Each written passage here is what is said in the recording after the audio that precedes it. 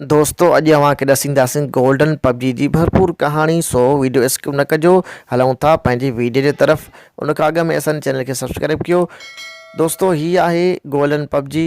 ही मां खे ॿ ॼावा हुया। ही हिकिड़ो गोल्डन पबजी आहे ऐं हिन जी ॿी भेण आहे झिरकी। सो उहा बि तव्हांखे ॾेखारींदासीं। ही आहे गोल्डन पबजी। ही ॼावो हिनखे 2-3 महीना थी विया आहिनि। हाणे गाह खाए थो ऐं ही शरारती हुयो ॾाढो। बचपन खां ई हरकती हुयो। ॾिसो हाणे कीअं गाह थो खाए। बचपन खां शरारती हुयो, हरकतियूं कंदो हुयो, ठेंग टपा ऐं ज़ियान बि घणा हिन कया। ॾिसो था त हिते ई तव्हां चेहरे मां नज़र ईंदो हूंदो। हीउ हुनजो मासात आहे कारो, जंहिंजो नालो आहे कारो। ऐं हीअ बि हरकती आहे पर गोल्डन पबजी हिन खां वधीक आहे। ऐं हीअ आहे हुनजी भेण झिरकी। हीअ बि कमु कंदी आहे पर हीउ कारो हुन खां वधीक आहे। ऐं असांजो गोल्डन पबजी ॾिसो था त हीउ बि प्यारो आहे। हिन जा नाला इन्हनि जे करे रखिया आहिनि असां त हीअ सॾ बि असांखे ॾींदा आहिनि ऐं हुनखे पुकारींदा आहिनि त ईंदा आहिनि। ॾिसो था त ॿई भेण भाउर बीठा आहिनि ऐं केतिरो निहायत ख़ुशि आहिनि। ऐं हीअ ॿाहिरि घुमंदा आहिनि जॾहिं ढेंग टपा ॾींदा आहिनि। ॾिसो त तमामु सुहिणा नज़र ईंदा आहिनि। इन जे करे हिन जा नाला प्यारा रखिया आहिनि। ॾिसो था भेण सां केतिरी मस्ती पियो करे गोल्डन पबजी। ऐं कॾहिं कॾहिं उदास हूंदा आहिनि, परेशान हूंदा आहिनि ऐं दाहूं कंदा आहिनि त असांखे आज़ादु कयो, असांखे छोड़ियो।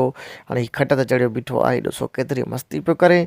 ऐं हिन जी भेण केतिरी खछट पई करे गोल्डन पबजी जी। हिनजो नालो झिरकी रखियो आहे छो त हीअ सन्हड़ी हुई, स्मार्ट हुई। ऐं हीअ हुनजो ॾिसो था त केतिरो हीअ बि खछट पियो करे। हे ईअं ई घर में आज़ादु हूंदा आहिनि ऐं गाह खाईंदा आहिनि। गाह बि ईअं सरियाम पियो हूंदो आहे। ऐं हीअ गोल्डन पबजी बि निहायत ख़ुशि हूंदो आहे। ऐं हाली थोरो बुख अथनि, खाईंदा, उनखां बाद वरी टपा ॾींदा, घुमंदा, भॼंदा ऐं खटनि ते चढ़िया बीठा हूंदा आहिनि, आज़ादु हूंदा आहिनि ऐं ख़ुशियूं कंदा आहिनि। ऐं हिन जी संगत बि आहे। हिननि जी टिनी जी पाण में दोस्ती आहे।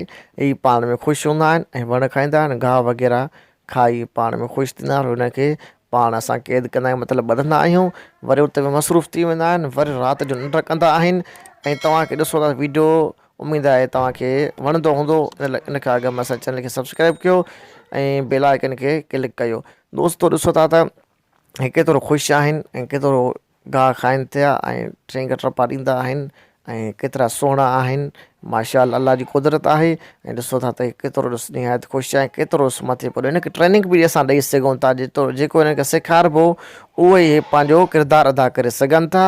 हीअ बि इंसान खां वधीक बहितर इन जे करे आहिनि त हीअ वफ़ादार आहिनि। इंसानु अॼुकल्ह खाई विढ़ंदो ऐं हीअ जेके जानवर आहिनि उहे असां सां वफ़ादारी कंदा आहिनि, असां सां गॾु रहंदा आहिनि। असां जॾहिं परे थींदा आहियूं त हीअ ॿिए कंदा आहिनि, तकलीफ़ ईंदी आहे हिननि खे।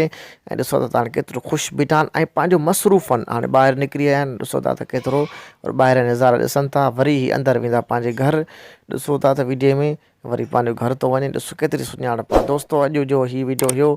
असांजे चैनल खे सब्सक्राइब कयो ताकी अहिड़ा नवां नवां वीडियो तव्हां ॾिसी सघो। वॾी महिरबानी। अल्लाह तव्हांखे ख़ुशि Hey रखे। there.